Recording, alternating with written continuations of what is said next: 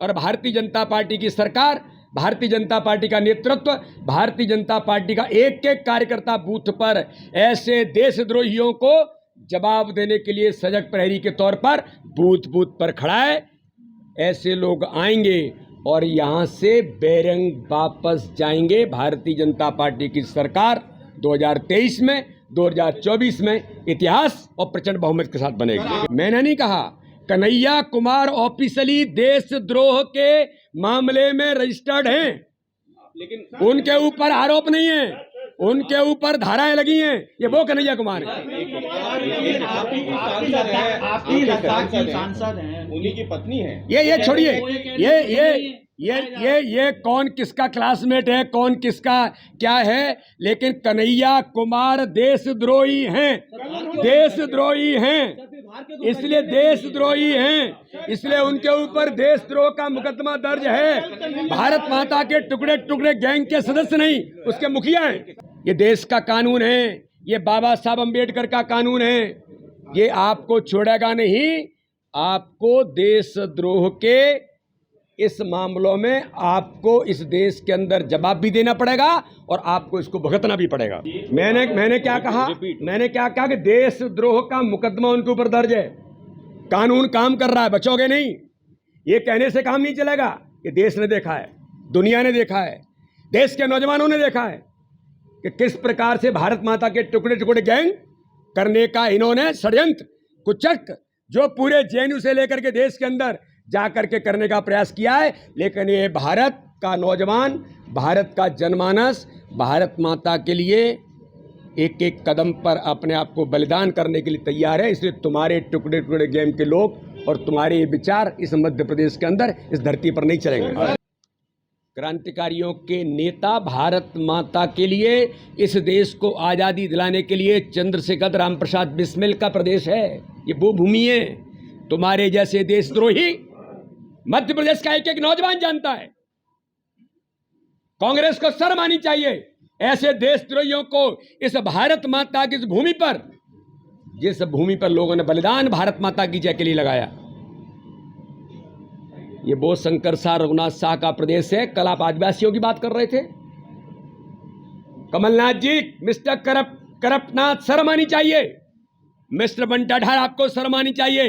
कल आप आदिवासियों की बात कर रहे थे। क्या आप आदिवासियों का अपमान करने के लिए कन्हैया कुमार को लेके आए थे? जो शंकर शाह रघुनाथ शाह अंग्रेजों के सामने कहते हैं अगर ये तुमको मारना है ये फांसी आंसी क्या होती है, तोप से उड़ा दो। ये वो आदिवासी हमारे क्रांतिकारियों का प्रदेश है, भारत माता की जय के लिए। और कन्हैया कुमार जो भारत माता को तोड़ने के लिए, टुकड़े टुकड़े करने का पूरे देश के अंदर अभियान चलाते, कांग्रेस के इस नेतृत्व को मध्य प्रदेश की 8.5 करोड़ जनता को जवाब देना पड़ेगा। ऐसे झूठे, ऐसे छल कपट करने वाले, ये कोई इनको देश के में कोई इनकी बातों को मानेगा? और इस प्रकार के शर्म आनी चाहिए। आप किन से तुलना कर रहे हैं? तुम इतने बड़े हो गए। ये देश देख रहा है, देश सुन रहा है कि आप किससे तुलना कर रहे हैं। ये देश आपको जवाब नहीं देगा, कड़ा जवाब देगा। ऐसा लग रहा है कि अब हार्डकोर हिंदुत्व पे जा रही है। आप देखिए, नर्मदा सेवा समिति बना दी। झूठे छल और कपट करने वाले लोग,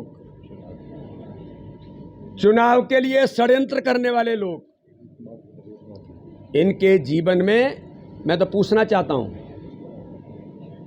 इन सबके इतिहास क्या हैं जो षड्यंत्र रच रहे हैं?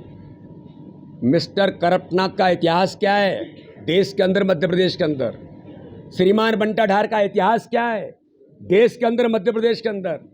तो इसलिए इस प्रकार के इनके झूठे छल कपट करने वाले लोग इस मध्य प्रदेश की धरती पर नहीं चलेंगे। इस मध्य प्रदेश की धरती ने, इन्होंने जवाब दिया है इनको, और जनता इनको 2023 के चुनाव में ऐतिहासिक बहुमत से भाजपा को जिता करके जवाब देगी।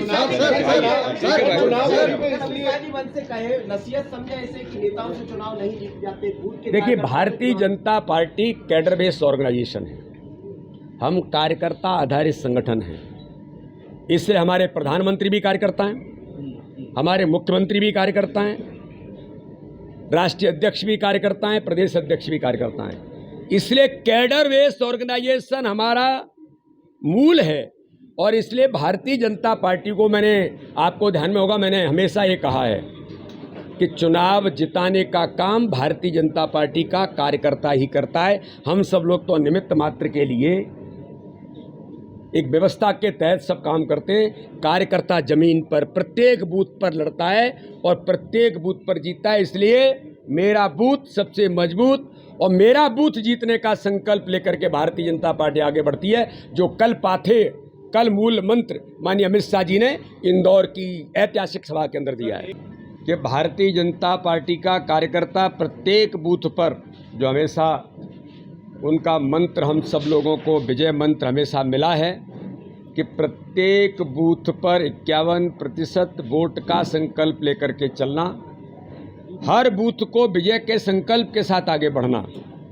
कल उन्होंने पूरे इंदौर संभाग के बूथ के कार्यकर्ताओं को जो उनका उत्साह और उमंग दिखाई दिया, तो माननीय अमित शाह जी ने विजय के संकल्प के साथ कल चुनाव का आगाज कर दिया है। और कल माननीय अमित शाह जी ने कहा कि करप्शन नाथ और मिस्टर बंटाढार, इन दो लोगों को मध्य प्रदेश के अंदर चेताया भी है कि आपकी ये छल कपट और धोखे की राजनीति जो मध्य प्रदेश के अंदर मध्य प्रदेश की जनता के साथ आपने करने का प्रयास किया है, कमलनाथ जी ने जिस प्रकार से जिनको करप्शन नाथ, इस नाते से आज पूरा मध्य प्रदेश पहचानता है, चाहे वो केंद्र के अंदर थे तब उन्होंने देश के साथ धोखा, देश के साथ गद्दारी, एक नहीं पता नहीं कितने उदाहरण हैं। मिस्टर दिग्विजय सिंह, जिन्हें बंटाढार के नाते से मध्य प्रदेश जानता है, इस मध्य प्रदेश के साथ, देश के साथ, भारतीय संस्कृति के साथ सेनाओं पर प्रश्न उठाने से लेकर हमारी संस्कृति पर प्रहार करने का काम मिस्टर बंटाढार ने हमेशा किया। इसलिए मध्य प्रदेश के कार्यकर्ता, जो 2003 का मध्य प्रदेश था और 15 महीने की सरकार में जो कांग्रेस की सरकार, मिस्टर करप्शन नाथ की सरकार, मिस्टर बंटाढार के इशारे पर चल रही थी, इन सारी बातों को जनता के बीच ले जाकर भारतीय जनता पार्टी का एक एक कार्यकर्ता विजय के संकल्प के साथ जुटा है। कल माननीय अमित शाह जी ने उत्साह और उमंग के साथ एक एक कार्यकर्ता को ताकत देने का काम किया है और लगातार अब मध्य प्रदेश के अंदर भारतीय जनता पार्टी का बूथ का कार्यकर्ता बूथ के विजय को लेकर के आगे बढ़ रहा है। सर, कुछ कार्यकर्ता नाराज भी थे। कल एक बात पर जी बड़ा अजीब मुझे देखने को मिली कि इंदौर के अंदर कल एक मंच पर ऐसा संयोग था कि एक ओर मिस्टर बंटाढार थे, दूसरी ओर मिस्टर करप्शन नाथ थे, तो उनके बगल में बैठे थे जिन्होंने भारत माता के टुकड़े टुकड़े गैंग के मुखिया, जो इस भारत को तोड़ने का षड्यंत्र जेएनयू के कैंपस के अंदर बैठ करके करते रहे, जिनको भारत माता के नारे से पीड़ा होती है, वंदे मातरम से तो बुखार आ जाता है, और भारत माता के टुकड़े टुकड़े गैंग के सदस्य मुखिया कन्हैया कुमार उस मंच पर थे। ये देशद्रोही कन्हैया कुमार, मैं बड़ी गंभीरता के साथ कहना चाहता हूं, मध्य प्रदेश की जनता को आज मैं इस बात को बताना चाहता हूं, ये वही गैंग है कि कमलनाथ भी देश से घात करते हैं,